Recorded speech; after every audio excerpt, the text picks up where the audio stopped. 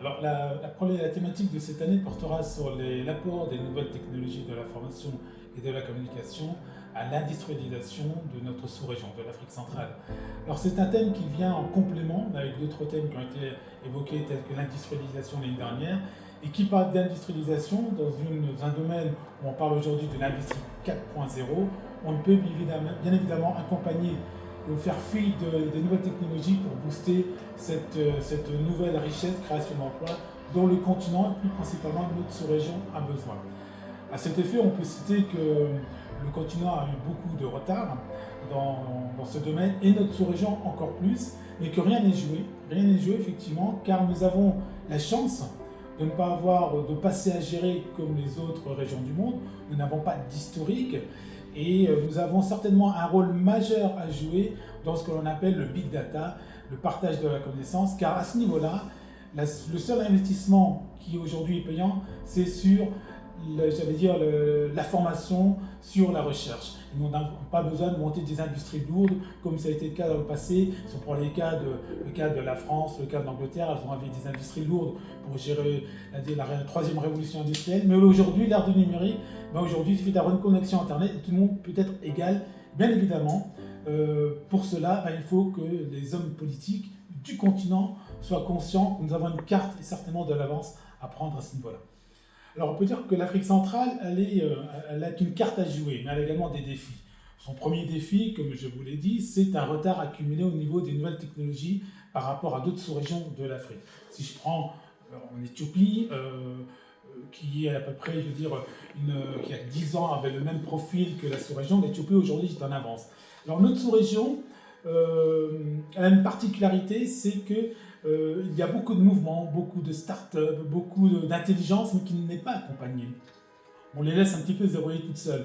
Et il est important, je crois, de fédérer l'ensemble de ces connaissances, de ces jeunes start-upers autour de projets innovants. Je dirais, et ça a déjà été dit dans le passé, que la révolution industrielle s'est faite. Pour industrialiser notre sous-région, industrialiser, ça passe par quoi? Par la transformation des matières premières mises sur place, également par la création de besoins manufacturiers créés sur place. Et pour ce faire, comme je le disais tout à l'heure, on est obligé d'avoir les nouvelles technologies, on ne peut pas faire fi de ça.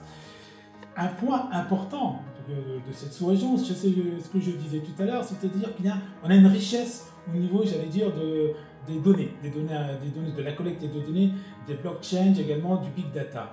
Et ça, nous avons cette connaissance, je parle notamment de l'agriculture.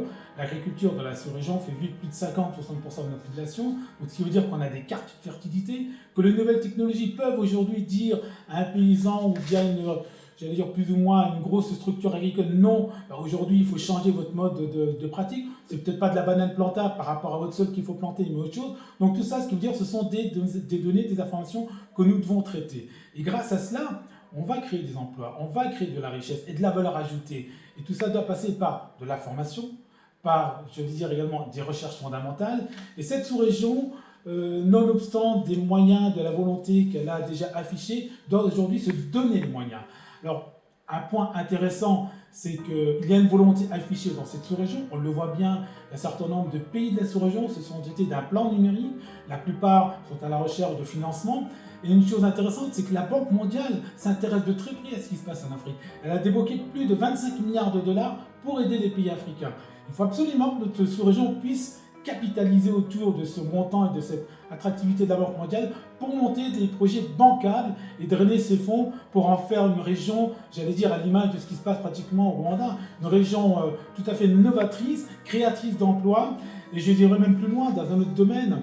On parle d'urbanisation. Le continent va, d'ici 2050, avoir 2 ou 3 milliards d'habitants. Ce qui veut dire que derrière, on va générer une urbanisation.